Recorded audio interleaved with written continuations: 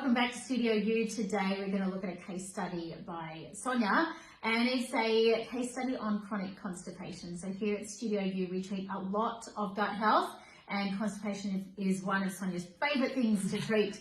So this woman was in her mid-30s and had been constipated for over a decade. This had been a long-standing issue for her.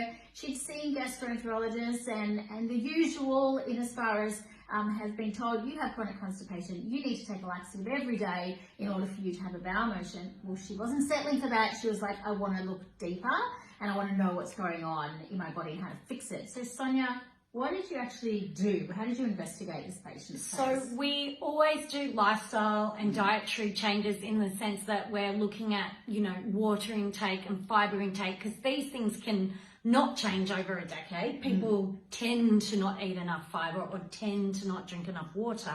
But what we did was a functional test that looked at what was happening in the gut. Specifically, it looked at bacteria, fungi, parasites, and it also looked at intestinal markers such as calprotectin, zonulin, and anti-gliadin IgA. So what does that all mean? So anti-gliadin IgA is looking at how we're reacting to gluten on the gut lining. Yeah, so this is the one in me that skyrockets when I have gluten. Yeah, but hers was okay. Her results were within range. However, her zonulin, which is a marker of intestinal permeability, basically its job is to open your gut up and let things out, is triggered by gluten, and it was really high. So that's also leaky gut. Absolutely. Right? So there's intestinal permeability, and what we would suggest is that half of that intestinal permeability is driven by the gluten.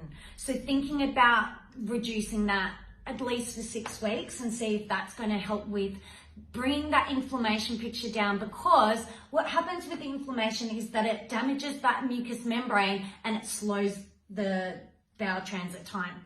Interestingly, her calprotectin, which is a marker of inflammation of the gut, was within range. And that's a marker that we use for quite serious gut issues like Crohn's disease. So we knew nothing sinister was going on with this patient. Yeah. It was a functional issue of really bad leaky gut.